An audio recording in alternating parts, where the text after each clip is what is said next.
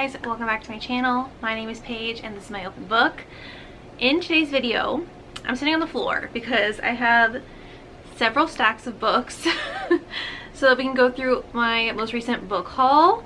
Some of these are ones that I got like Black Friday shopping, some of them I got as gifts for Christmas, and then some of them I just found shopping recently at Goodwill and Barnes & Noble. You know, I had gift cards to use up, so what better way than on some new books, right?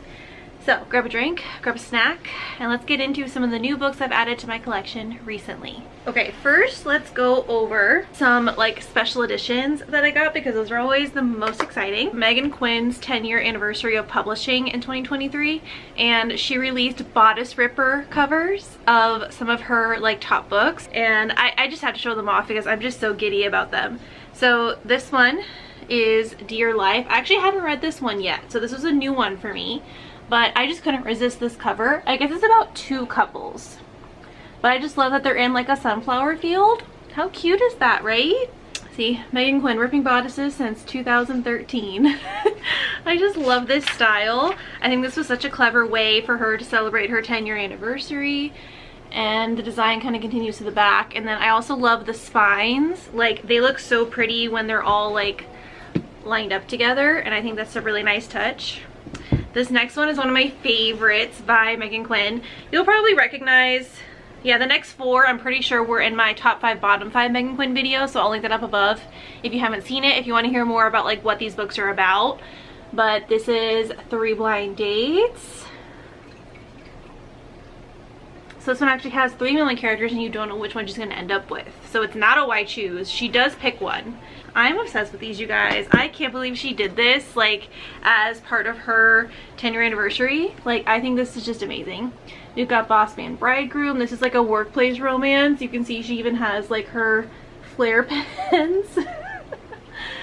Oh, I love it. I just love it. I only have one physical copy of her book, so I was really excited to add these so I can have a special Megan Quinn shelf. This is Untying the Knot, A Marriage in Trouble. And The Dugout. This is a college baseball romance. And yes, that is a cookie in his mouth. If you know, you know. So I got those as a gift to myself. And these two are a gift from my husband. So this is the original book. It's called Fathom by Marie DiStefano. And she was doing like a special edition. It's a mermaid story, which I love anything to do with mermaids. It has like blue gradient sprayed edges. And if you take off the hardcover jacket, this is what the actual book looks like. Like, come on. Isn't that so gorgeous? And there are even illustrations in the book. Plus it's signed. It says 2-page Stay Mythic. And I love like the formatting in here. These are just like probably the prettiest books that are going to be on my shelf, honestly. She has tarot cards for like each character, which I love. And yeah, it just has these like gorgeous illustrations throughout. Like, oh my god. Every time I look at this, I notice something new or like something different that I didn't notice the first time I looked at it, and I just can't wait to read this. So this is the first book.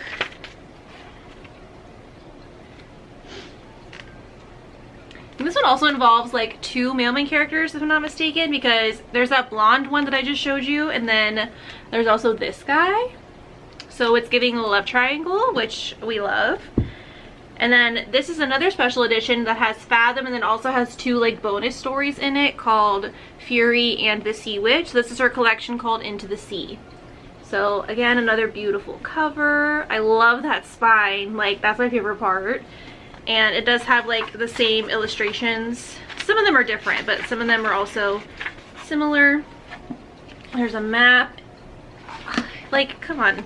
This is the best part about fantasy, is just how like magical it can be. You know what I mean? And I love that. So that was a really great gift from my husband, and I'm really excited to read that book. I think it might be YA as well, but I'm not 100% sure. But it says, sometimes the myths are real. When Kira discovers that the Celtic folk tales about water witches and sea demons are true, she has to solve the mystery of her mother's death to save herself. but the monsters will stop at nothing until Kira joins them. So I'm intrigued. I'm intrigued. This next batch I got on Amazon when they were doing their Black Friday or Cyber Monday. Can't remember, one of those. If you saw my 24 books I want to read in 2024 video, I really want to read more by Kennedy Ryan this year. And they had her Kingmaker series on sale, so I got the Kingmaker and the Rebel King. And I think this is some kind of like rags versus riches romance where like I think the male main character's family owns like an oil company or something like that. I've heard good things, and like I said, I really want to read more by Kennedy Ryan because I know that she's like such a heavy-hitting author, and I have read something by her that I really liked already, so I have a feeling I'm going to be a fan. From that same sale, I got the rest of the ACOTAR series because that's also something I need to read this year. I got The Woman in Me by Britney Spears. This is her autobiography that came out in 2023, and I really want to read it. If you saw Katie's reading vlog about this, like, I have to read this. I just think Britney Spears' life is so interesting. Unfortunately, not always in a positive way, but I just love, you know, that she's now speaking out about, you know, like sticking up for yourself and being unapologetically you and not letting people control your life. Like, I just think that this is very important for me to read. So I picked this up so I could finally read that. Okay, the next batch are books that I got at my local Goodwill thrift store. We were just killing time walking around and I found some books that I figured I would take a chance on.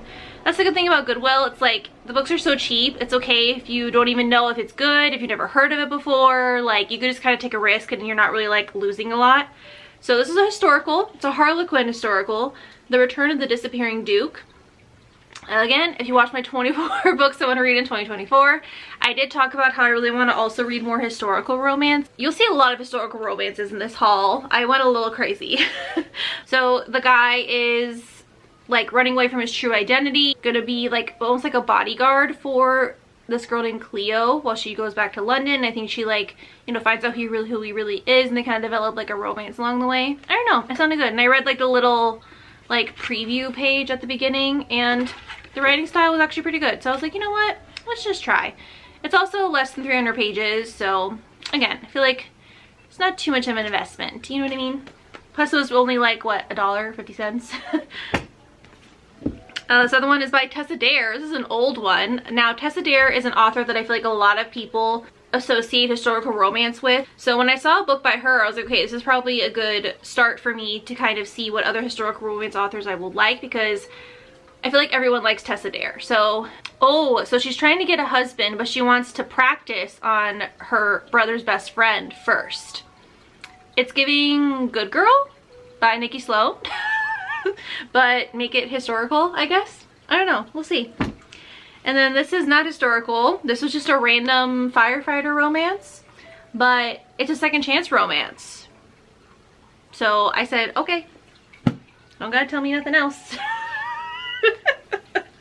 I also got, I think I already put it away up there, but I'm slowly collecting the Sookie Stackhouse books, so I got like one of those because they had one there. Okay, the rest of them I got at Barnes & Noble. And I had some gift cards that I got at Christmas, so I kind of splurged a little bit. I got 11 books at Barnes & Noble. So let's go through these first. So I got Before I Let Go by Kennedy Ryan. One, I knew I wanted to get the physical book because it's not on Kindle Unlimited, but also I'm obsessed with this cover. Like, I love how it has like the beautiful flowers that discreet covers can have, but it still has like a female model on the cover as well. And I just love like the juxtaposition of all the elements combined together. And this is probably like the best book Kennedy Ryan has ever published according to most people. So this is definitely a book I'm going to be prioritizing this year. I'm probably going to read this like in February or March. Even though I already have the Kingmaker series, like I didn't technically have to get this, but I feel like I can't read Kennedy Ryan and not read this one. You know what I mean? Just because this is the one that everyone raves about. This is another book that was actually on my winter TBR. This is like a mystery thriller kind of whodunit situation. So this is Everyone in My Family Has Killed Someone by Benjamin Stevenson.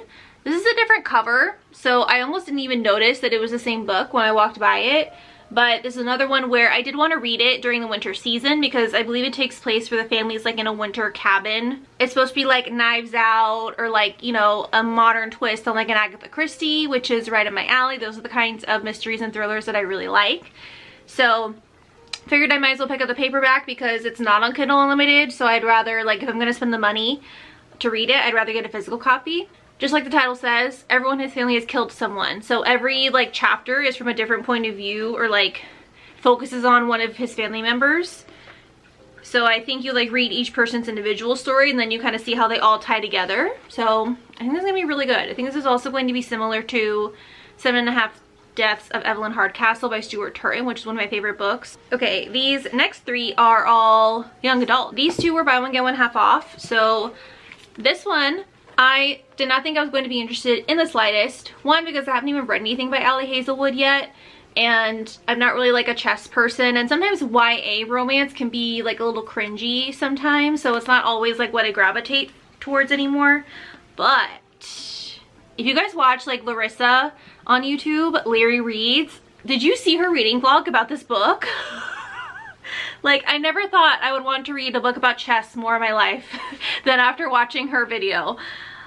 Like, there's a part in here where they're talking about chess and then he like uses like a chess innuendo like when he's kissing her or something, and I want to see how I like it. Plus, it was buy one get one half off, so I figured what better way to try it. So the other book that went with that is My Fault by Mercedes Ron. So this is the one that got turned into, I think it's a movie on Amazon Prime, and this is a step sibling romance. I think this is one of those like messy, toxic, angsty, like young love teenager romances, and it's probably not going to be good, but I feel like I'll still have a good time. You know what I mean? Like, I said it was my favorite book. I didn't say it was a good book kind of energy. That's what I'm getting from this, but I don't even care. It was on sale, so it's fine. Plus I had a gift card, so it was free. The other book I got from the YA section is, this is a throwback for me, okay? I don't even know when this book came out. This is Stolen by Lucy Christopher. I totally forgot that I read this book, but when I saw this sitting on the shelf, it was like a core memory unlocked. I forgot I read this. I'm pretty sure I was in like middle school or high school, which I don't know why, because it's literally about a girl getting kidnapped and it's kind of giving like Stockholm syndrome. Is this why I like the captor-captive trope so much in mafia romances? Like, probably.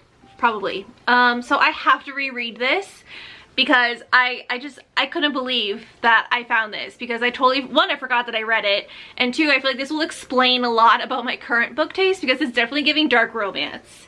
Written as a letter from a victim to her captor, this is Hemma's desperate story of survival.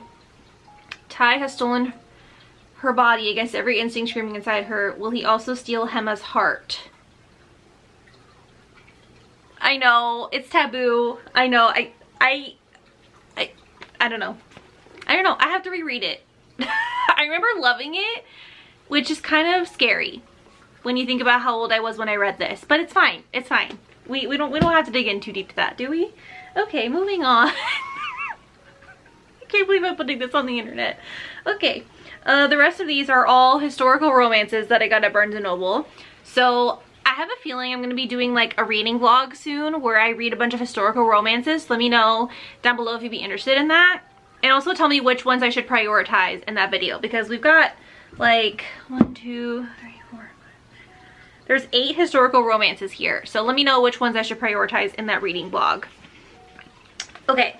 The reason why I got so many is because I feel like at Barnes & Noble, especially, it can be really hard to find the first book in a series for a historical romance author, at least in my Barnes & Nobles. I feel like I have to like really hunt the shelves and look up every single one. So these were all books that were actually book 1 in a series by these authors, so I snagged them up.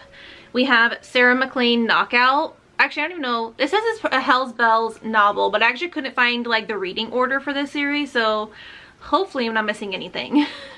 But this one, so this is about Imogen, and she is basically part of this like vigilante group called Hell's Bells. He is like a detective of some kind, and he's going to basically like be her bodyguard or like be like her keeper. It says, with her head full of wild curls and wilder ideas and an unabashed love of experiments and explosives, Lady Imogen Lovelace has been labeled peculiar by society. So I don't know, she seems really interesting and thought I'd give it a go. Next up, Beverly Jenkins. I've heard that she's like one of the best historical romance authors. I've especially seen a lot of rave reviews from Books with Samantha about her, and I really wanted to get Indigo. My store didn't have it, so I got Rebel. This is from the Women Who Dare series, and I like this because it's an American setting and actually takes place in the aftermath of the Civil War, so I feel like this will give a really interesting take on historical romance instead of just like calling it historical romance just because it takes place in the past. I feel like this will actually have like actual history in it, which I like. One, I think in this one she like helps newly freed slaves, and it's set in New Orleans, and he's like an architect who's trying to rebuild the city, so I guess they somehow like get drawn together. I don't really know, but I think that one's gonna be really good. This is one, I actually haven't heard that many people talk about this author, Olivia Drake. This is The Duke I Once Knew. So like the title says, I picked this up because it's a second chance romance. It says that she's like taking care of this house, I think, and then her absentee employer is the notorious rake who once broke her youthful heart. Since he hasn't set foot on his estate for over 15 years, Abby assumes she'll never have to lay eyes on him ever again. Then from out of nowhere, he reappears. I'm just saying, that's all you gotta tell me. Alright, next one is Lorraine Heath, Scoundrel of My Heart. This one, she is like trying to get married because she has to marry like a titled gentleman in order to gain her inheritance. And it says she is unable to forget the scandalous second son who aided in her achievement or his betrayal. He wants what he can never possess. Lord Griffith Stanwyck is tormented by the bitter truth that as a spare, he will never be able to give Catherine what she yearns to possess. But when his father is found guilty of treason, he detours into dark and dangerous corners of London, haunted by memories of the woman lost to him forever. Old passions flare, new desires ignite. It's a second chance romance. I think this is going to be really good. It sounds like he's like been pining after her, go through some dark times before he can be with her again. I want to eat it up. Next one is Tessa Dare, The Duchess Deal. Again, Tessa Dare, like I talked about earlier, she's one of those like really popular historical romance authors. So this one, it sounds like he is trying to give himself an heir. So he is trying to get married to somebody so he can, you know, carry his family line. So he basically writes like, it's like a marriage contract or like marriage of convenience with her. And like there's a list on the back of like his rules for the marriage. But then it says, but Emma's no pushover. So she has a few rules of her own. And then it has a list of her rules. So I think this one's going to have good banter. Like that's the kind of vibe I get from this. Just because like they're both doing this marriage of convenience, but they both have their own rules. And I just like how it's clear that she's not going to just, you know, stand aside and let him take over. So yeah, I think that's going to be a good one actually. Which is, marriage of convenience like can sometimes be like not my favorite, but I think that one sounds really good. Then another author I really wanted to read something by is Lisa Kleypas. This is Then Came You. In this one, it sounds like the female main character is trying to prevent her sister from marrying this guy. And it sounds like in that process, she ends up falling for him instead. So it's giving like enemies to lovers, I guess. I don't know. Sounds good to me. I thought that would be like a good variety. I feel like I gave myself enough with like definite tropes that I do like, but then also some to like mix it up. So yeah, again, I'm definitely going to do a reading vlog for historical romances probably in the next month or so. So let me know down below if like what books I should prioritize for that. And that's going to be it for today's book haul. Give this video a like and be sure to hit that subscribe button so you don't miss my future videos. And I'll see you next time. Bye.